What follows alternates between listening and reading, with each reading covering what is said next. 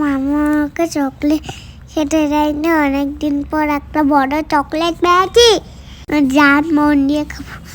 চকলেটটা আমি খাওয়ার জন্য নিয়ে আসলাম, আর ও চুপ করে চকলেটটা নিয়ে চলে এসছে ফ্রিজ থেকে, আমাকে না দিয়ে খাচ্ছে। দেখি আজকে ও কি করে চকলেটটা খায়।